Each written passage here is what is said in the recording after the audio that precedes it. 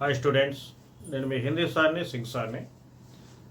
అలా 2024-25 సంవత్సరానికి Hindi text book నుంచి 10th క్లాస్ విద్యార్థుల కోసం మనుష్యత అనే పాఠాన్ని ఆల్రెడీ మనం పార్ట్ 1లో 1 నుంచి 4 పద్యాల వరకు మొత్తం చెప్పుకోవడం జరిగింది.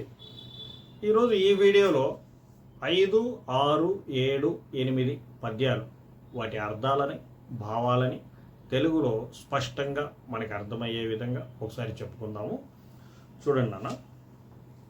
5వ పద్యము, रहो ना भूल के कभी मदांध तुच्छ वित्त में, सनाद जान आपको करो न गर्व चित्त में, अनाद कौन है यहाँ त्रिलोकनाद साथ है, दयालु दीन बंधु के बड़े विशाल हाथ है, अतीव भाग्यहीन है अधीर भाव जो करे, वही मनुष्य है कि जो मनुष्य के लिए मरे. ఇది 5వ పద్యము. ఈ 5వ పద్యానికి ఒకసారి మీనింగ్స్ గురించి చెప్పుకుందాం.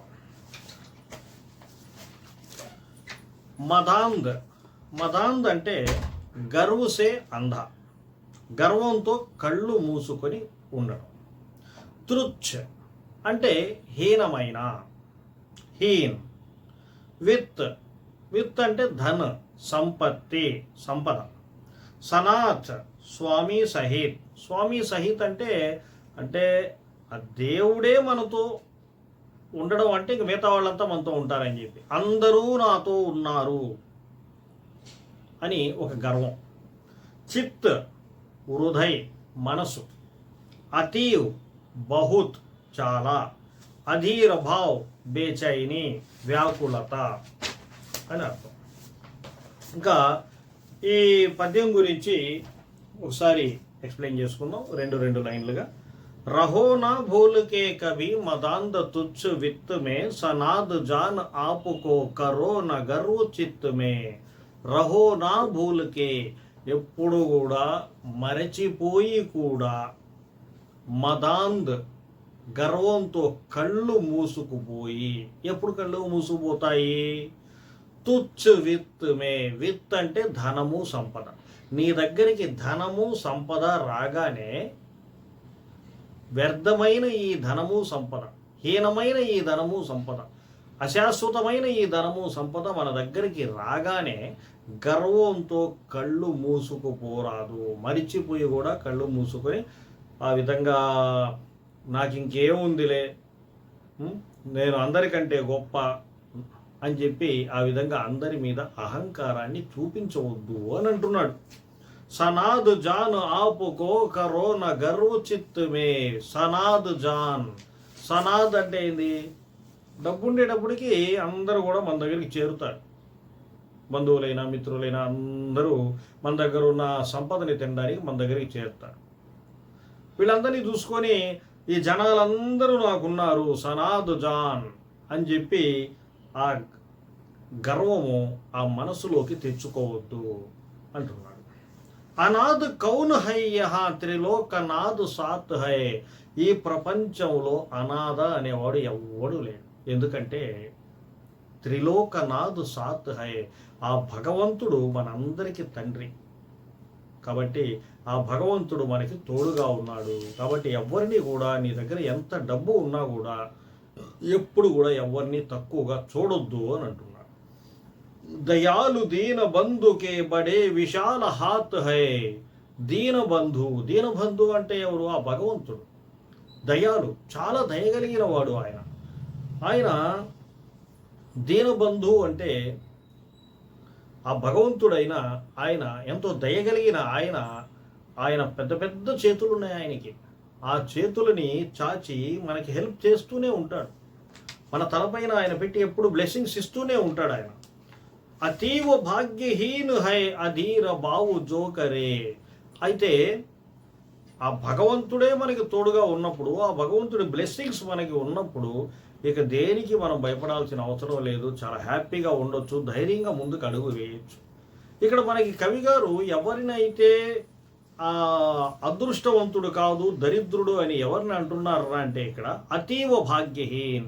అతీవ్ అంటే చాలా దరిద్రుడు అతను ఎవరయ్యా అంటే అధీర భావ్ జో కరే. అధీర భావ్ అంటే ఏంటి? అధీర భావ్ అంటే ఎప్పుడు బాధపడుతూ ఉండడం, ఎప్పుడు కూడా నాకెవరున్నారు, నాకెవరు చేస్తారు, నాకే ఎప్పుడు ఇలా జరుగుతుంది, నా టైం బాగాలేదు అని ఎప్పుడు ఏదో ఒక రకంగా బాధపడుతూ ఉంటారే, ఇలాంటి వాళ్ళని అసలైన దరిద్రులు అని అంటున్నాడు. ఆ దేవుడే మనకు తోడుగున్నాడు, మనం ఎందుకు బాధపడేది? వహీ మనుష్య హై కి జో మనుష్య కేలియే మరే. కాబట్టి నిజమైన మనిషి ఎవరంటే మనుషుల కోసం బతికేవాడు, మనుషుల కోసం చనిపోయేవాడు అని ఈ 5వ పద్యంలో మనకి ఇక్కడ చెప్పడం జరిగింది. 6వ పద్యం చూడండి నాన్న. अनंत अंतरिक्ष में अनंत देव है खड़े, समक्ष ही स्वभाव जो बड़ा रहे बड़े बड़े, परस्परावलंब से उठो तदा बड़ो सभी, अभी अमर्त्य अंक में अपंक हो चढ़ो सभी, रहो न यूं कि एक से न काम और कासरे, वही मनुष्य है कि जो मनुष्य के लिए मरे. మరి 6వ పద్యంలో ఏమంటున్నాడు అంటే ఇక్కడ మీనింగ్స్ చూడండి ఒకసారి. అంతరిక్ష, అంతరిక్ష అంటే బ్రహ్మాండ్, అంతరిక్షము. సమక్ష సామునే ఎదుట, స్వబాహు అపనే హాత్ తన చేతులు, పరస్పరావలంబ ఏక్ సాత్ మిల్కర్ కలిసి మెలిసి, అమత్స్య అంక్ దేవతాओंकी గోద్ దేవతల ఒడిలో, అపంక్ కలంక రహిత్ ఏ మచ్చ లేకుండా ఏ తప్పు చేయకుండా అని అర్థం అన్నమాట. మరి మొదటి పద్యంలో ఎలాగో చెప్పాడు మనకి, చావు అనేది ప్రతి ఒక్కరికి తథ్యము అనే సంగతి మొదటి పద్యంలో చెప్పడం జరిగింది. చనిపోయిన తర్వాత మనమంతా కూడా ఆ భగవంతుడి సన్నిధికి చేరుకోవాలి. ఒకవైపు దేవతలు నిలబడుకొని ఉంటారు, ఒకవైపు రాక్షసులు నిలబడుకొని ఉంటారు. మనం చనిపోయి మన ఆత్మ పైకి వెళ్ళేటప్పుడు ఆ పక్క దేవతలు, ఈ పక్క రాక్షసులు నిలబడుకొని ఉంటారు. అనంత అంతరిక్షమే అనంత దేవు హైఖడే. ఆ అనంతమైన అంతరిక్షంలో అనంతమైన దేవతలు అక్కడ నిలబడుకొని ఉన్నారు. సమక్షహి స్వబాహుజో బడా రహే బడే బడే. అక్కడ నిలబడుకొని ఒకవైపు నుంచి దేవతలు, ఒకవైపు నుంచి రాక్షసులు, వాళ్ళు తమ చేతుల్ని ఇలా చాచి రా అని తన దగ్గరికి పిలుస్తూ ఉన్నారు. దేవతల దగ్గరికి వెళ్తే ఆనందంగా ఉండొచ్చు, మంచిగా ఉండొచ్చు. రాక్షసుల దగ్గరికి వెళ్తే కష్టాలు, నష్టాలు, బాధలు, దుఃఖాలు. అంటే ఇది స్వర్గము, అది నరకము అని అర్థం అన్నమాట. ఈ పక్క నుంచి వీళ్ళు చేతులు చాచి పిలుస్తున్నారు, ఈ పక్క నుంచి వీళ్ళు చేతులు చాచి పిలుస్తున్నారు. మరి పరస్పరావలంబుసే ఉఠో తదా బడో సబీ. మరి మనం దేవతల దగ్గరికి వెళ్ళాలి అంటే ఎలా వెళ్ళగలం? మంచి పనులు చేస్తే వీళ్ళ దగ్గరికి వెళ్తాం. మనం కింద ఉన్నప్పుడు, ప్రాణాలతో ఉన్నప్పుడు అన్ని చెడ్డ పనులు చేస్తూ, అందరినీ బాధ పెడుతూ, ఎవ్వరికి ఏ హెల్ప్ చేయకుండా స్వార్థంగా ఉండి మన కోసమే మనం బతుకుతూ ఉంటే రాక్షసుల దగ్గరికి వెళతాం. 10 మంది కోసం బతుకుతూ, మంచిగా బతుకుతూ, దాన ధర్మాలు చేస్తూ ఉంటే దేవతల దగ్గరికి వెళ్తాం. ఆ మాట ఇక్కడ అంటున్నాడు, పరస్పరావలంబుసే ఉఠో తదా బడో సబీ. అందరూ కూడా పరస్పరావలంబుసే, ఒకరితో ఒకరు కలిసి, ఒకరి కోసం ఒకరు బతుకుతూ, హెల్ప్ చేసుకుంటూ లేవండి, ముందుకి సాగండి అని అంటున్నాడు. అభి అమర్త్య అంక్ మే అపంక్ హోచడో సబీ. ఆ విధంగా భూమి మీద ప్రాణాలతో ఉన్నప్పుడు మంచిగా ఉండండి, మంచిగా బతకండి, మంచిగా హెల్ప్ చేసుకుంటూ ఉండండి. అలా ఉంటే అమర్త్య అంక్ మే, ఆ దేవతల ఒడిలోకి చేరుకుంటారు. ఎప్పుడు? అపంక్, ఏ మచ్చ లేకుండా, ఏ తప్పు లేకుండా, ఏ పాపము చేయకుండా ఉంటే ఆ దేవతల ఒడిలోకి వెళుతారు. చడో సబి, ఆ విధంగా ఉండి అందరూ కూడా దేవతల ఒడికి చేరండి అని అంటున్నాడు. రహో నయూంకి ఏక్ సే నా కామ్ ఔర్ కాసరే. దయచేసి ఈ విధంగా ఉండవద్దు. రహో నా, ఈ విధంగా ఉండవద్దు. యూంకి, ఎలా అంటే ఏక్ సే నా కామ్ ఔర్ కాసరే. వాడితో నాకేం పని, వీడితో నాకేం పని, వాడికి ఇస్తే నాకేం వస్తుంది, వాడికి ఎందుకు హెల్ప్ చేయాలి అని చెప్పి ఈ విధంగా ఉండవద్దు. కలిసి ఉండండి, కలిసి బతకండి, హెల్ప్ చేసుకుంటూ బతకండి అని ఇక్కడ మనకి చెప్పడం జరిగింది. వహీ మనుష్య హైకి జో మనుష్య కేలియే మరే, అతడే నిజమైన మనిషి, ఇతరుల కోసం బతికేవాడు, ఇతరుల కోసం చనిపోయేవాడు అని అర్థం. నెక్స్ట్ 7th పోయం చూడండి నాన్న. मनुष्य मात्र बंधु है यही बड़ा विवेक है, पुराण पुरुष स्वयंभू पिता प्रसिद्ध एक है, फलानुसार कर्म के अवश्य बाह्य भेद है, परंतु अंतरैक्य में प्रमाणभूत वेद है, अनर्थ है कि बंधु ही न बंधु की व्यथा करे, वही मनुष्य है कि जो मनुष्य के लिए मरे. ఒకసారి పోయం అర్థాలను కూడా చూద్దాం. బంధు అంటే భాయ్, రిస్తేదార్, మన బంధువులు అన్నమాట. వివేక్ బుద్ధిమాని, వివేకం తెలివైన అని అర్థం. స్వయంభూ జో స్వయం ప్రకట్ హువా హువా, స్వయంగా తనకి ప్రత్యక్షమయ్యేవాళ్ళు ఎవరయ్యా అంటే ఆ భగవంతుడు. బాహ్య వేద్, బాహరీ భిన్నతాయి అంటే బయట ఉండే ఆ డిఫరెన్సెస్ అన్నమాట, బాహ్య భేదాలు. అంతరైక్య, అంతరైక్య అంటే ఆత్మకి ఏకత, ఆత్మ యొక్క ఐక్యత. ప్రమాణభూత్ సాక్షి, ప్రమాణం సాక్ష్యం. అనర్ధ్, అనర్ధ్ అంటే అశుభం, బేకార్ అంటే వ్యర్థము అని అర్థం. వ్యధాహరే, వ్యధ అంటే ఏంది? కష్టం. పీడ దూర్ కరే, బాధని దూరం చేయడం అని అర్థం. ఒకసారి ఈ 7వ పద్యాన్ని చూద్దాం. రెండు లైన్లుగా ఎక్స్ప్లెయిన్ చేస్తాను చూడండి. మనుష్య మాత్ర బంధు హై యహీ బడా వివేక హై, పురాణ పురుష స్వయంభూ పిత ప్రసిద్ధ ఏక హై. అయ్యా, ఈ భూమి మీద మనుషులకి మనుషులు వాళ్లే మన అన్న తమ్ముళ్ళు, వాళ్లే మన నిజమైన బంధువులు. అలా భావించి మనుషులతో మనుషులు కలిసి ఉంటే అదే నిజమైన తెలివైన పని అని మొదటి లైన్లో అంటున్నాడు. పురాణ పురుష స్వయంభూ పిత ప్రసిద్ధ ఏకహే, పురాణాలలో ఆల్రెడీ చెప్పడం జరిగింది ఆ భగవంతుడు మనందరికీ తండ్రి అని. అలాంటి తండ్రికి మనమంతా బిడ్డలైనప్పుడు మనుషులంతా మన అన్నదమ్ముళ్లే కదా, వాళ్లతో ఎందుకు గొడవలు గలాటాలు, కలిసిమెలిసి ఉండండి అంటున్నాడు. ఫలానుసార కర్మకే అవశ్య బాహ్య భేద హై.